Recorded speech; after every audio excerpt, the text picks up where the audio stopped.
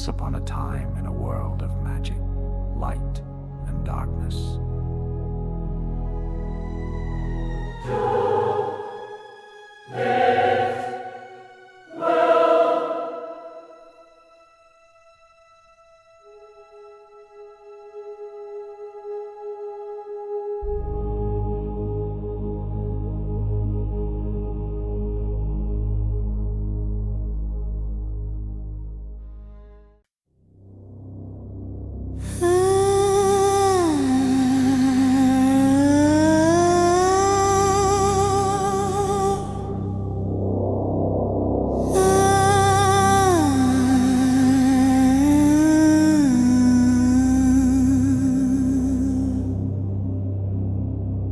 The deep, twisting caverns of the Kapska Mountains echoed with the mournful whisper of the wind carrying the chill of the dark heart of the earth.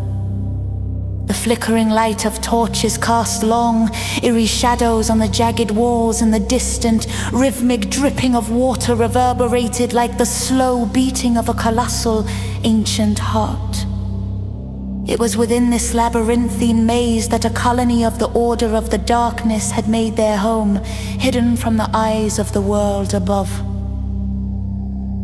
In one of the larger chambers, Gava paced anxiously, her pale green skin glowing faintly in the dim light.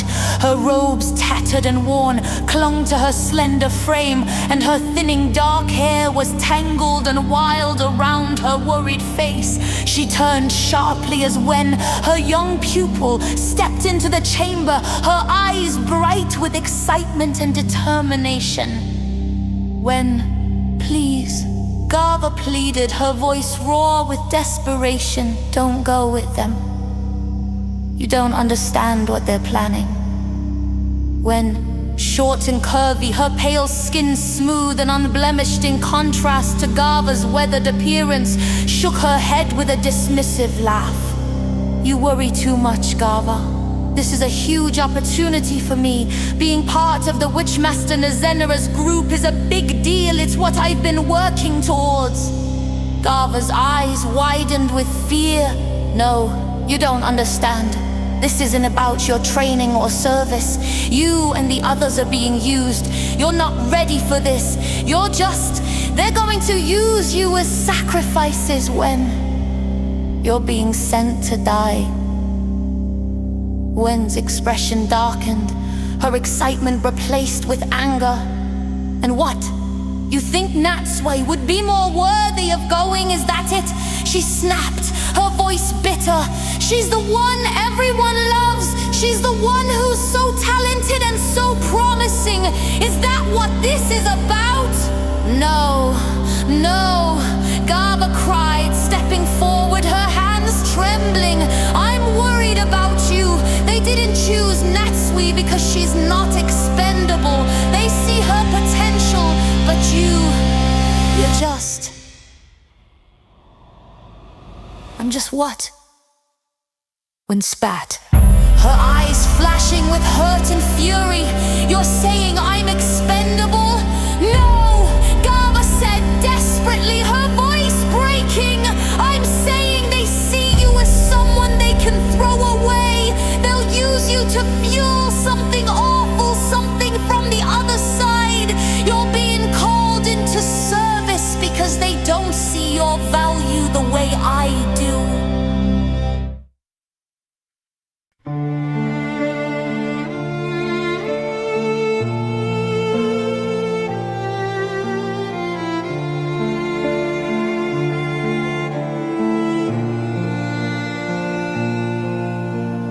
Wen's face twisted with rage and jealousy.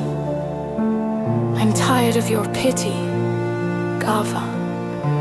I'm not going to waste away down here like you. I have a chance to prove myself, to be of value to the Order of the Darkness. If I don't do this, if I don't take this chance, I'll be nothing. Worse than nothing."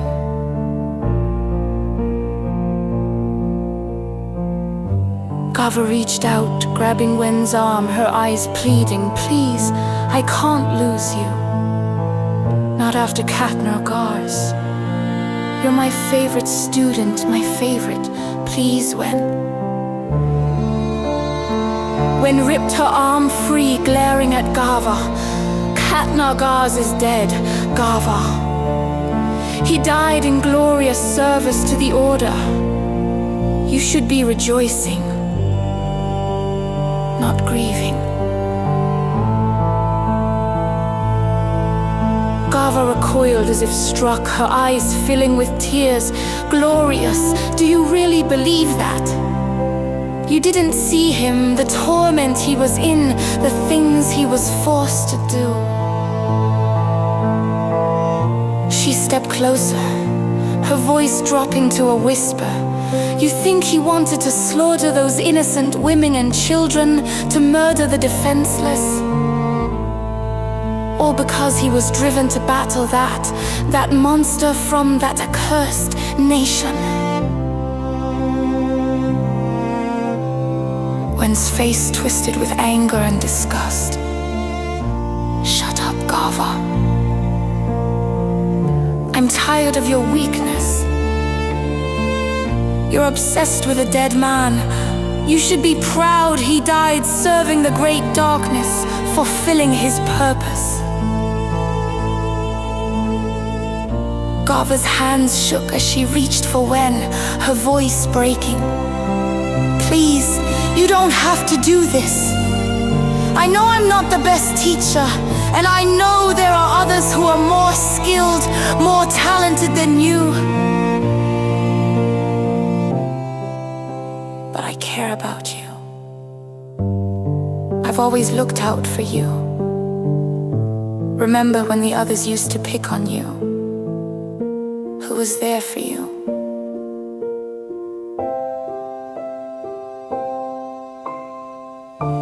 When turned away, her jaw clenched, but Gava pressed on, her voice desperate. Who made sure you always had food, that you had a place to sleep? I've protected you, cared for you, because I see something in you. Please, Wen,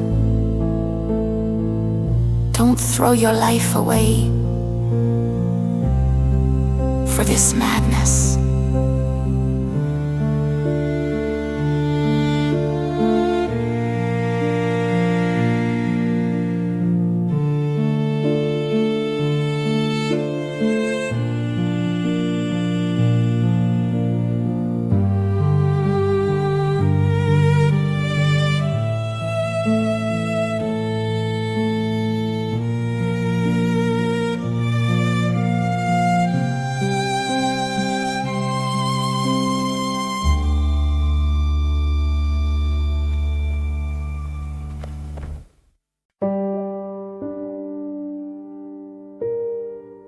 Wen's shoulders stiffened, and she spun around, her eyes blazing with fury.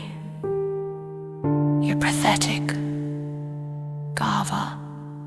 You think I owe you something. You're the one who's going to be left behind, rotting away down here, while I serve the great darkness. I'm not going to waste my life like you have. Gava's heart shattered at her words, and she stumbled back, her breath coming in ragged gasps. But then she seemed to gather herself, and she reached into the folds of her robes, her fingers trembling as they closed around something. If you won't listen to me, then at least take this, she said, her voice trembling as she held out a small pink stone. Please, Wen, if things go wrong, if you're in danger, just squeeze this. It will protect you. Wen looked at the stone with disdain, her lip curling. Fine, if it will shut you up, I'll take it.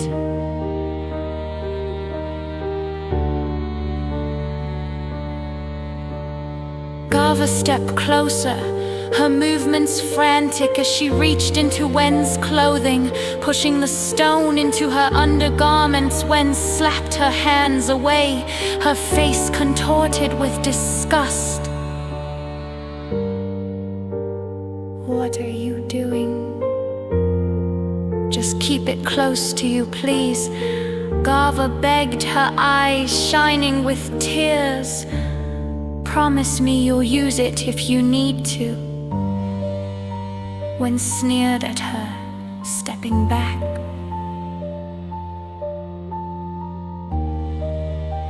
Whatever, Gava, I'm leaving. Gava reached out, her fingers brushing against Wen's arm, but Wen shrugged her off, turning away. Don't try to stop me.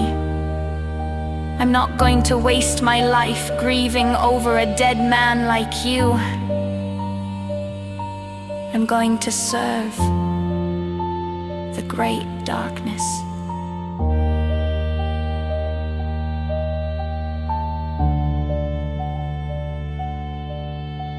With that, she turned and walked away, her footsteps echoing through the cavern. Gava stood there, trembling, her heart breaking as she watched her go. Wen, please, she whispered, but her voice was swallowed by the darkness. She stumbled to the corner of the chamber, her legs giving out as she collapsed to the ground.